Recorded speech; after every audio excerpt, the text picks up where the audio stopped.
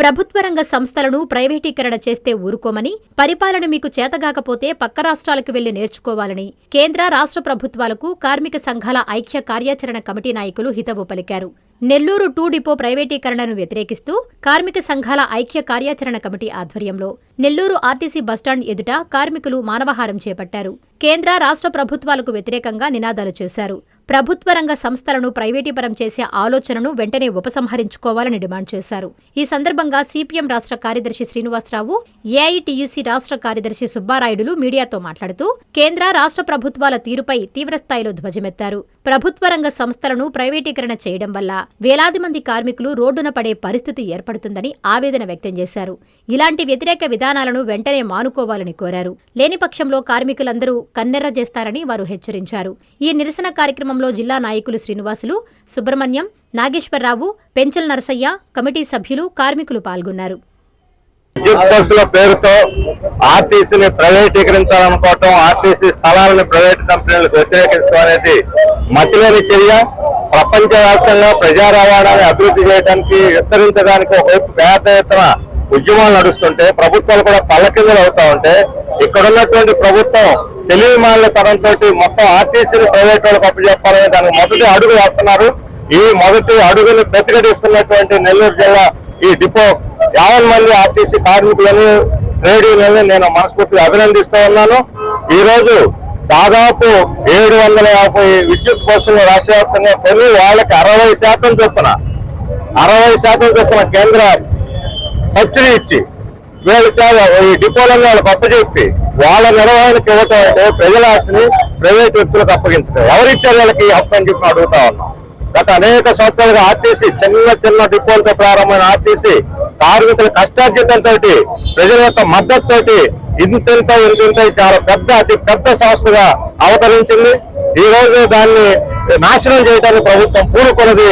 ఇది రాష్ట్రాన్ని అభివృద్ధి చేసే చర్య కాదు, తిరోగమనం వైపు నడిపించేటువంటి చర్య. ఈ రాష్ట్రాన్ని అభివృద్ధి చేస్తానని చెప్పేటువంటి ముఖ్యమంత్రి ఇది మొత్తం ప్రజల ఆస్తుల్ని, ప్రభుత్వ ఆస్తుల్ని, ప్రత్యేకించి ఆర్టీసీని ప్రైవేట్ పరం చేయడానికి పూనుకోవటం క్షమించడానికి నేరం. ఇప్పటికైనా సరే ప్రజల యొక్క గోడిని ఈ రోజు ఆర్టీసీ మహిళలకు ఉచిత బస్సు ప్రవేశపెట్టింది. రేపు ఈ విద్యుత్ బస్సుల పేరుతో మొత్తం అన్ని దశల వారి ప్రైవేటు పరం అయితే వాటిల్లో మహిళలకి ఉచిత ప్రయాణం అమలు కాదు. అందువల్ల మహిళలు కూడా పెద్ద ఎత్తున దీని మీద కదిలి దీన్ని వ్యతిరేకించాలని చెప్పి కోరుతూ ఉన్నారు. అలాగే కార్మికులు మాత్రమే కాదు, ప్రజలకు కూడా ఇందులో ప్రయోజనం ఉంది. రేపు పొద్దున ప్రైవేట్ వాళ్ళు ఇష్టానుసారం మనం చూస్తున్నాం, ప్రైవేట్ బస్సులు ఎక్కడ పడితే తగలబడిపోతున్నాయి. ఎక్కడ పడితే అట్లా పండుగలు, పబ్బాలు, చిన్న డిమాండ్ ఉందని చెప్పి ధరలు విపరీతంగా పెంచి దోచుకుంటా ఉన్నారు. రేపు పొద్దున విద్యుత్ బస్సులు వస్తే తక్కువ ఖర్చుతో ఎక్కువ లాభాలు సంపాదించడానికి వీళ్ళు జనాన్ని దోచుకు తింటారు. అందువల్ల ఆర్టీసీని పరిరక్షించుకోవాలి. ఈ ఆర్టీసీని పరీక్షించుకోవటంలో నెల్లూరు జిల్లా కార్మికులు, ఇక్కడ డిపో ఆర్టీసీ కార్మికులు అడుగు ముందుకేశారు. వారిని మనస్ఫూర్తిగా అభినందిస్తూ ప్రభుత్వం తక్షణం ఆ జీవోలను ఉపసంహరించుకొని ప్రజల సమాజం యొక్క ఆస్తులను కాపాడాలని కోరుతాం. లేకపోతే ఉద్యమం రాష్ట్ర వ్యాప్తంగా విస్తరిస్తుంది. మొత్తం వామపక్షాలు కాదు, లేదా ట్రేడ్ యూనియన్లు మాత్రమే కాదు, మొత్తం 50 మంది ప్రజానీయులతో వెళ్లి దీన్ని గట్టిగా ప్రతిఘటించడానికి మేము సిద్ధమవుతామని చెప్పని హెచ్చరిస్తాం. పూర్మాంల సుబ్బరాయుడు, ఏఐటిసి రాష్ట్ర కార్యదర్శి. నేడు రాష్ట్ర వ్యాప్తంగా వామపక్ష కార్మిక సంఘాలు అన్ని కలుపుకొని ప్రజల కోసం ఇవాళ ప్రజా వ్యవస్థలో ఉన్నటువంటి ప్రజా రవాణా వ్యవస్థను కాపాడుకోవాలనేటువంటి దాంతో నిరసన కార్యక్రమాలకు ఇవాళ దిగాం. ఇవాళ కేంద్ర ప్రభుత్వము, రాష్ట్ర ప్రభుత్వము, రాష్ట్రంలో ఉన్నటువంటి ప్రభుత్వ రంగ సంస్థలన్నింటినీ విచ్ఛిన్నం చేయడానికి శతవిధాలా ప్రయత్నిస్తా ఉంది. సహజంగా ఈ ఆర్టీసీని ప్రభుత్వంలోకి విలీనం చేసుకున్నామని చెప్పేసి గత ప్రభుత్వం తెలియజేసింది. విలీనం చేసుకున్నటువంటి ఈ ప్రభుత్వం ఈ రకంగా ఉన్నటువంటి ఆస్తులన్నింటినీ కార్పొరేట్ శక్తులకు అప్పచెప్పడానికి సదైవ ప్రయత్నం చేస్తుంది. అందులో భాగంగానే ఇవాళ ఉచిత బస్సులు వచ్చిన తర్వాత కూడా నాన్ స్టాప్ బస్సుల శాతాన్ని తగ్గించేసింది. అలాగే బస్సులు ఏవైతే మూలన పడి ఉన్నాయో వాటిని తిరిగి రిపేర్లు చేయించాల్సినటువంటి, దానికి బడ్జెట్లు కేటాయించాల్సినటువంటి కూడా చేయకుండా సంస్థలను ఆర్థికంగా నష్టాల్లో ఉన్నాయని చెప్తా ఉన్నటువంటి ఆర్టీసీ సంస్థల స్థలాలన్నింటినీ కూడా వ్యాపార సముదాయాలన్నింటి కూడా బయట కంపెనీలకు ఇవ్వడానికి ప్రయత్నం చేస్తుంది.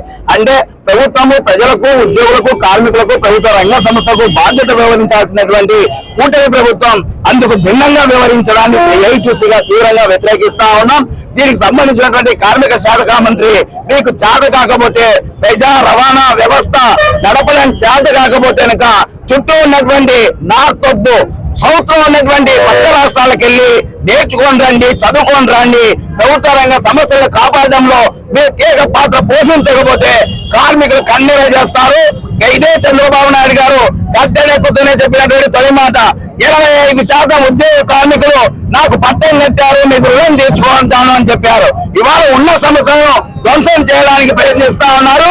ఇదే 25% మేధావి వర్గం ఈ ప్రభుత్వ విధానాలను తూపాల బట్టి రేపు గద్దె దింపడానికి కూడా సిద్ధపడతామని చెప్పేసి ఆర్టీసీని కాపాడుకోవడానికి వామపక్ష కార్మిక సంఘాలుగా ఎంతటి ఉద్యమాన్ని నిర్వహిస్తామని చెప్పేసి తెలియజేస్తా ఉన్నాం.